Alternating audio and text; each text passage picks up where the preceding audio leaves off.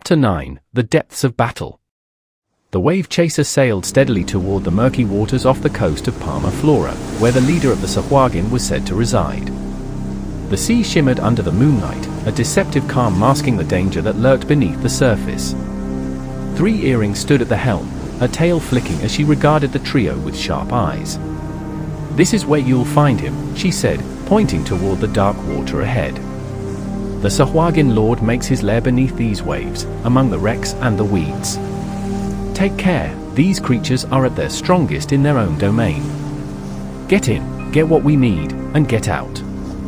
Nathaniel adjusted the strap of his sword and glanced at Bob, who was gathering his gear with determined intent. "You're not coming," Nathaniel said firmly. Bob frowned. "What? Why not?" "Because this isn't your fight. If something goes wrong, we need you up here, ready to help get us out. Besides, this isn't like fighting on land." Bob hesitated, looking between them, but eventually sighed and nodded. "Fine, but don't get killed down there." With that settled, Nathaniel slipped on the amulet of water breathing, and with a final nod between them, he, Azmadan, and Maddogg dove into the ocean.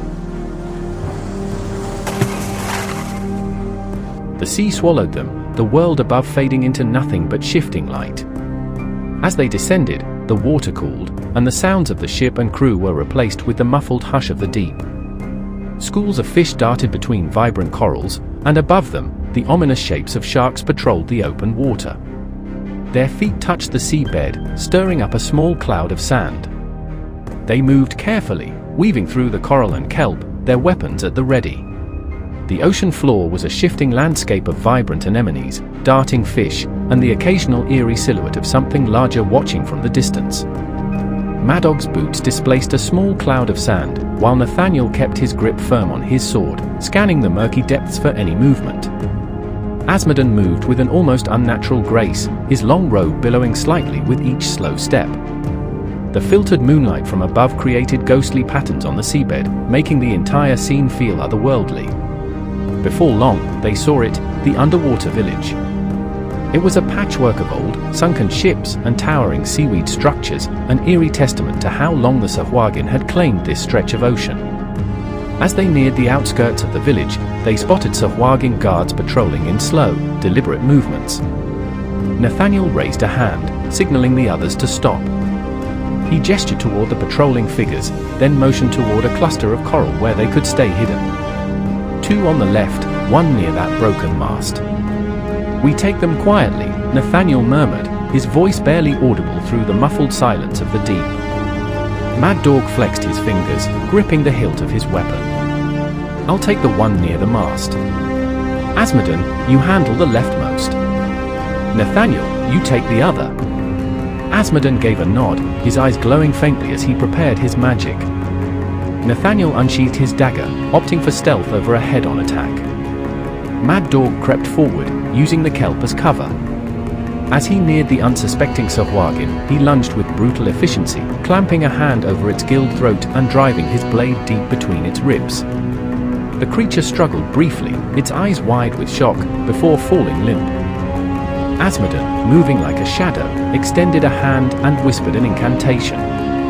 A thin arc of crackling energy shot forward, wrapping around his target's throat and silencing its final breath. The Sahuagin's body convulsed once before going still, sinking slowly into the sand. Nathaniel emerged from behind a pillar of coral, grabbing the last Sahuagin in a swift, precise motion. He drove his dagger into the soft spot beneath its jaw, twisting as the creature's eyes dimmed and its body slackened. He gently lowered it to the ground, nodding to the others. "Clear. Let's move." As they moved deeper into the village, the rhythmic chants of Sahuagin warriors echoed through the water, creating an eerie pulse that vibrated through their chests. The village itself was a labyrinth of broken ship hulls and coral-covered ruins, repurposed into crude Sahuagin dwellings. Shimmering schools of fish darted past as the trio glided from one cover to the next, careful to avoid disturbing the sand or alerting the patrolling warriors. Nathaniel motioned for them to stop as a pair of Sahuagin stalked past, their tridents held tightly as they muttered in their guttural, alien tongue.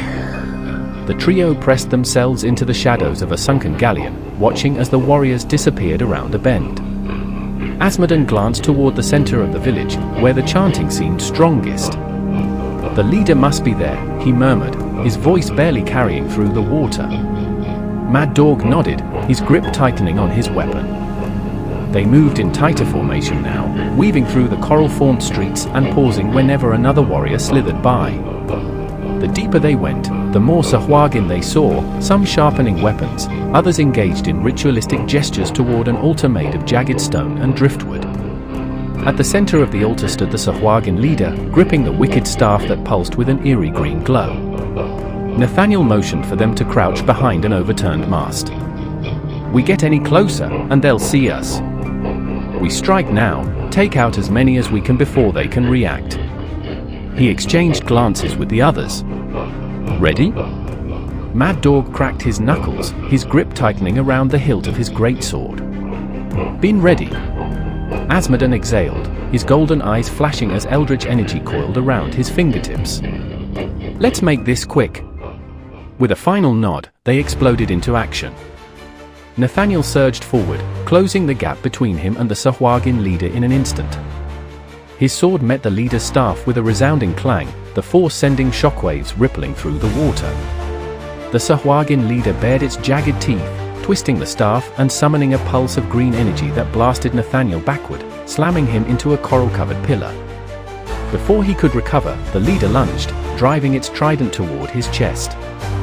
Nathaniel rolled at the last second, the weapon scraping against his armor, sending sparks dancing through the murky depths.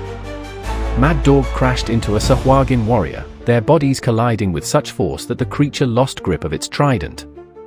Seizing the opportunity, Maddogg swung his greatsword in a vicious arc, cleaving through the sahuagin's shoulder.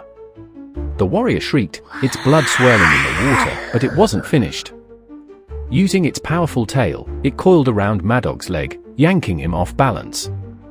Another sahuagin surged in, ramming its trident toward him, but Maddogg caught the shaft with his bare hand. Snarling, he wrenched it away and impaled the warrior through the chest.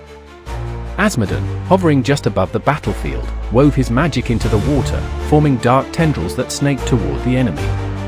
A sahuagin slashed at him with a jagged blade, but Azmadan twisted his hand, forming a shield of pure arcane force that shattered the attack. With a flick of his wrist, he sent the attacker flying backward with a pulse of eldritch energy, slamming it into a sunken mast. Another warrior charged at him, but Azmadan extended his hand, and shadowy chains lashed out, wrapping around the sahuagin's throat.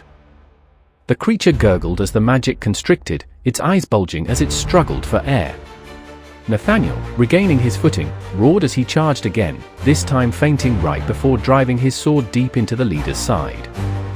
The sahuagin howled in agony, but instead of retreating, it grasped the blade with its webbed hand, preventing Nathaniel from pulling free.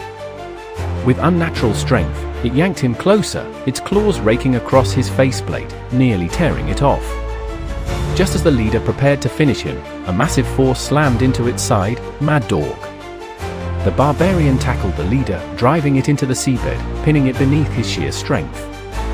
"Kill this thing already," he barked. Azmadan raised both hands, dark energy crackling between his fingers as he summoned a sphere of pure destruction. With a final whisper, he unleashed it. The energy consumed the leader, its scaled body writhing in agony as the magic ripped through it. It let out a final, gurgled screech before falling still, lifeless. The water settled, thick with the darkened blood of their enemies. Nathaniel pulled his sword free from the leader's corpse, his breathing heavy. His gaze dropped to the staff still clutched in the sahuagin's dead hands. Slowly, he reached out and turned it over, revealing an engraving, the unmistakable Eye of Uko Tower. "This isn't just any relic," Nathaniel murmured. "This is tied to something far worse than sahuagin." Azmadan smirked, gripping the staff tightly, feeling the dark power thrumming through it. "Then we best not stick around to find out." Nathaniel glanced down at the leader's fallen sword, noticing the same Eye of Uko Tower carved into its hilt. He bent down, lifting it carefully. The weapon pulsed in his grip, as though sensing its new wielder. Maddogg stretched, rolling his shoulders as he surveyed the battlefield. "That was a good fight. Now let's get out of here before more of them show up." With their hard-won prizes in hand, the trio turned toward the surface, leaving behind the ruins of their battle and whatever dark secrets lay buried in the depths. As they ascended, Azmadan glanced down at the staff in his grip, a mischievous smirk forming on his face. "I have an idea." Nathaniel arched a brow. "That usually means trouble." Ignoring him, Azmadan swam toward a cluster of kelp, breaking off a long, gnarled piece of driftwood. He wrapped the kelp around it, securing a few shells in place, shaping it into a crude imitation of the sahuagin leader's staff. "There. Looks convincing enough." Maddogg snorted. "It looks like something a drunk fisherman would use to scare seagulls." "Trust me," Azmadan said smugly. 3 earrings won't be able to tell the difference." When they finally emerged from the water, hauling themselves back onto the wave chaser, 3 earrings was waiting. Azmadan stepped forward, holding out the fake staff. "Here it is, as promised." The tabaxi captain narrowed her eyes as she took it, turning it over in her hands. A long silence followed. Then, with a twitch of her tail, she snapped the fake staff over her knee. "Are you serious?" Azmadan blinked. "That's unfortunate." 3 earrings let out a frustrated sigh, her ears flattening. "Give me the real one." Azmadan hesitated before grinning. "What if I just buy it instead?" Her gaze flicked to Nathaniel and Maddogg, then back to the warlock. "You helped with the Clovis Concord. That's the only reason I'm even entertaining this. But you'll pay full price." Azmadan exhaled, then reluctantly handed over a pouch of gold. "Fair trade." 3 earrings rolled her eyes and tucked the gold away. "Fine. Where do you want dropping off?" Nathaniel exchanged glances with the others before replying, "Nicodranas." 3 earrings flicked her tail, nodding. "Then let's get moving."